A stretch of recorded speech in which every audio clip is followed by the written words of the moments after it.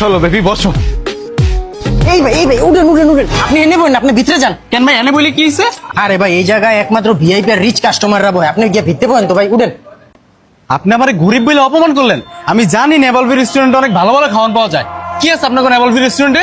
ভাই আঙ্গুর নেভাল ভিউ রেস্টুরেন্টে সি ফুডের সব আইটেম আছে, চাইনিজের সব আইটেম আছে। ঠিক আছে, ইনসাল্ট করছেন না।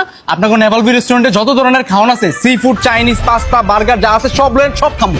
সব লাও সব জান। বাবু সবই তো বুঝলাম, কিন্তু এত কিছু যে অর্ডার দিলা, টাকা আছে তোমার কাছে? আরে টাকার বিষয় পরে দেখুন, আগে আয়োগ খাবার। দেখো আবার আমারে ফাঁসায়ও না। ন বাবু কি খাইবা খাও, ভাই আমার অপমান করছে না। এই যে পাস্তা, চাউমিন, কাকড়া ফ্রাই, আলুজ, বার্গার, তারপর হচ্ছে লইটা ফ্রাই, মিট বক্স সব। ওয়াও, অনেক খাবার। হ্যাঁ হ্যাঁ বাবু খাও।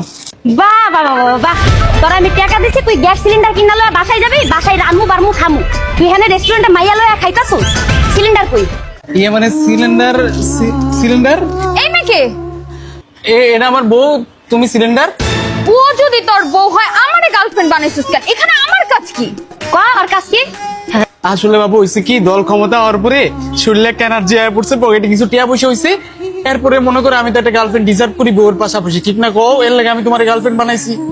তোর দল ক্ষমতায় আসার পরে না বাসায় গ্যাস থাকে না বাসায় কারেন্ট থাকে, আর তুই বানাস গার্লফ্রেন্ড না? তুই আজকে বাসায় চল, তোর দলের ক্ষমতা বেশি তোর না তোর বউর ক্ষমতা বেশি, এটা তোর আমি বুঝাইছি। চল বার্গার রাখ। বার্গার দেখে মাফ করে দাও। এই ভাই তুই যে